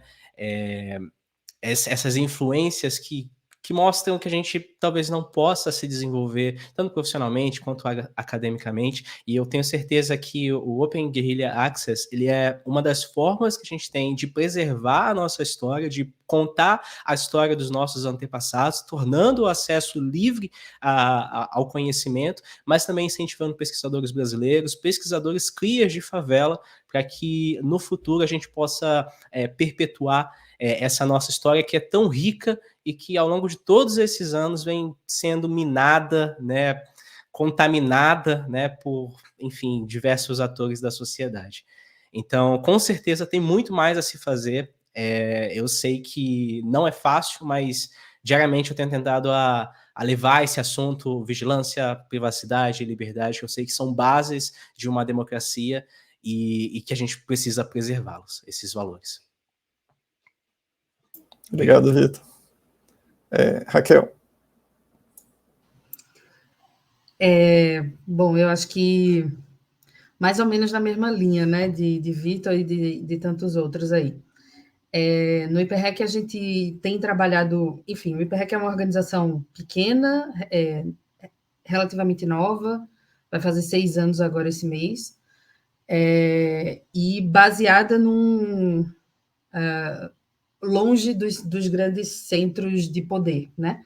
A gente está no Nordeste, a gente está em Recife, fica muito longe do eixo Rio-São Paulo, fica muito longe de Brasília, onde normalmente as decisões políticas mais importantes são tomadas, e isso até dificulta um pouco né, nosso trabalho, porque exige mais da gente, né? Exige que a gente esteja nesses espaços, sendo que muitas vezes a gente não tem condições de estar nesses espaços, e por condições eu digo realmente condições materiais mesmo, de ocupar esses espaços.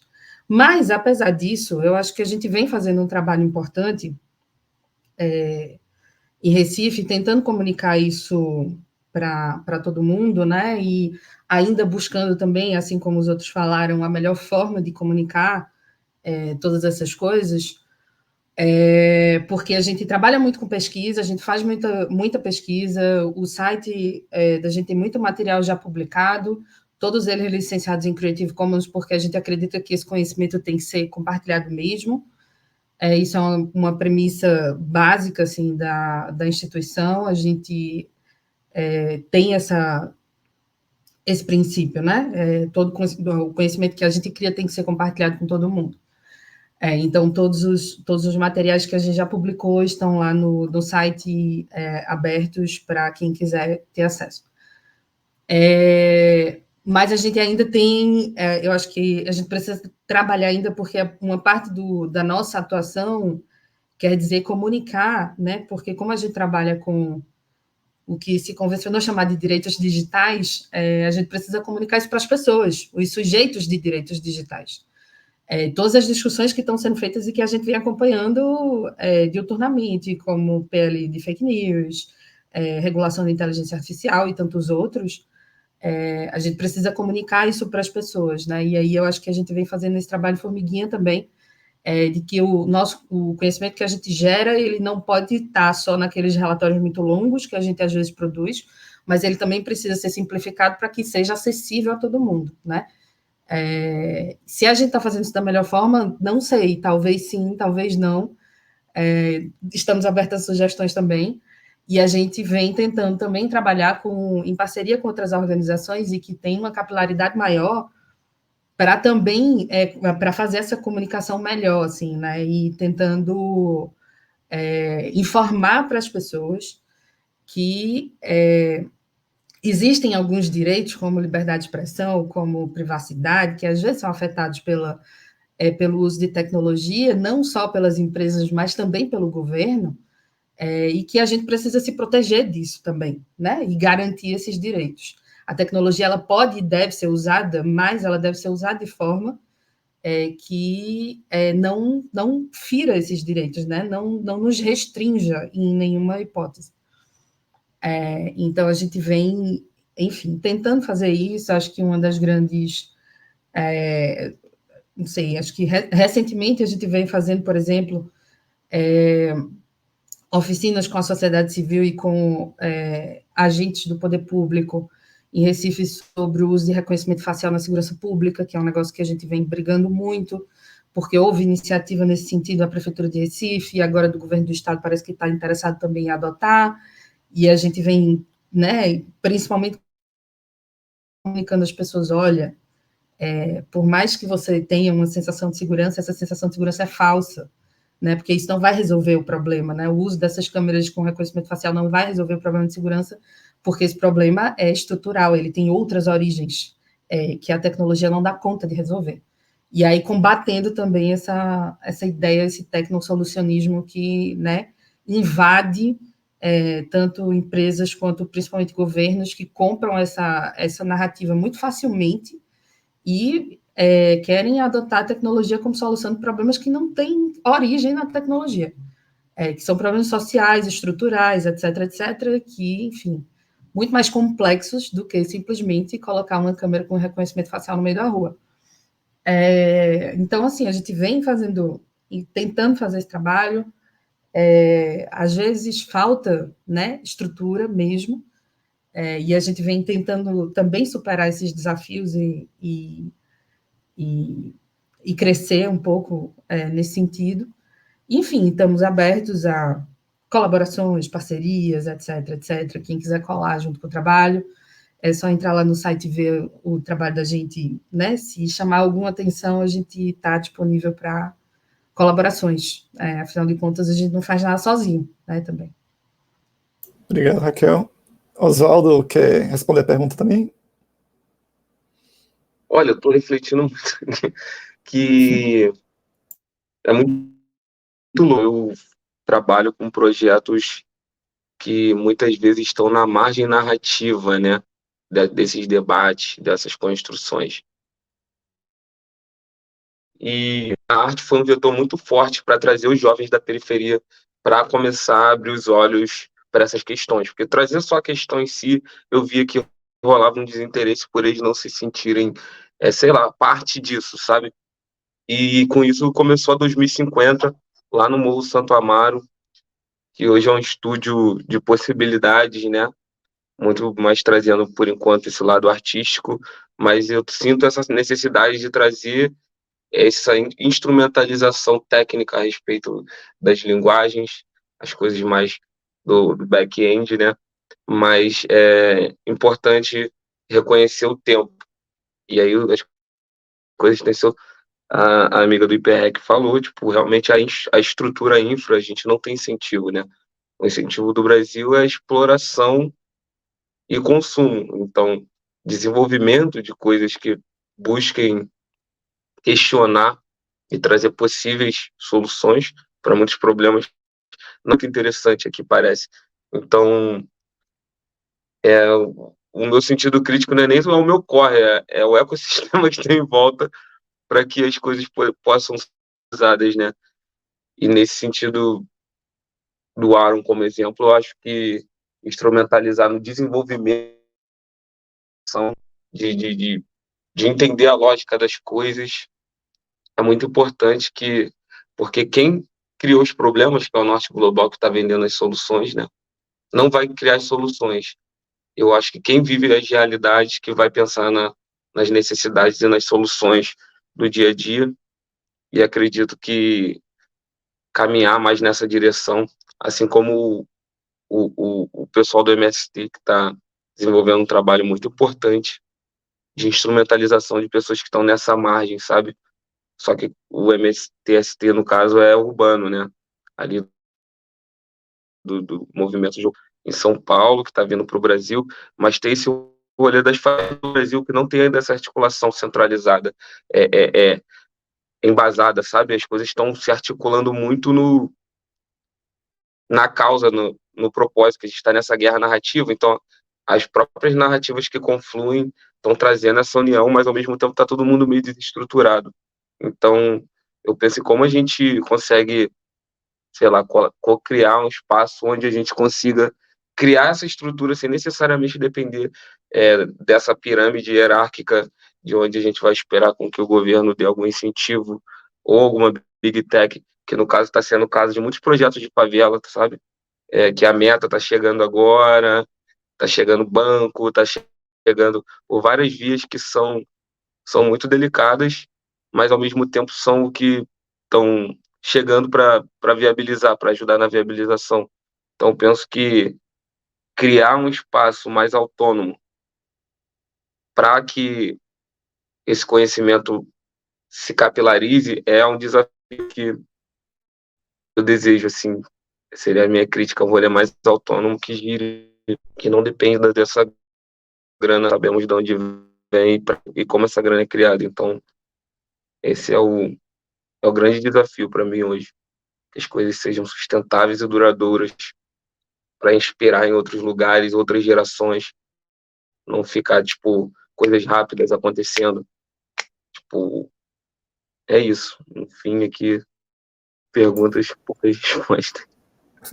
Obrigado, Oswaldo. A Alice quer também responder a pergunta? Câmera fechada, não tenho certeza se está conseguindo acompanhar. Imagino que não desmutou nem nada.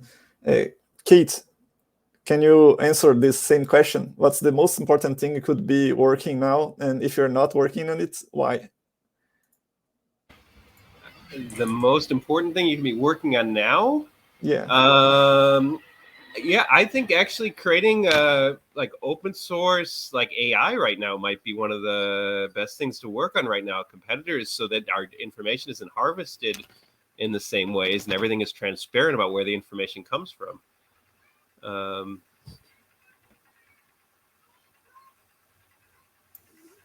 Okay, that's a great thing to be working on. Thank you, Kate. Então, gente, obrigado a todos por ter participado da mesa. Essa foi nossas provocações a respeito do manifesto do Open Source Guerrilla, do Aaron Swartz. E foi uma honra estar com todos vocês. Os comentários foram incríveis, tem muita coisa para pensar aí nos próximos dias. E para quem está assistindo no Twitch, obrigado por ter acompanhado até esse momento. E tenham uma boa noite a todos. Muito obrigado. Tchau, tchau.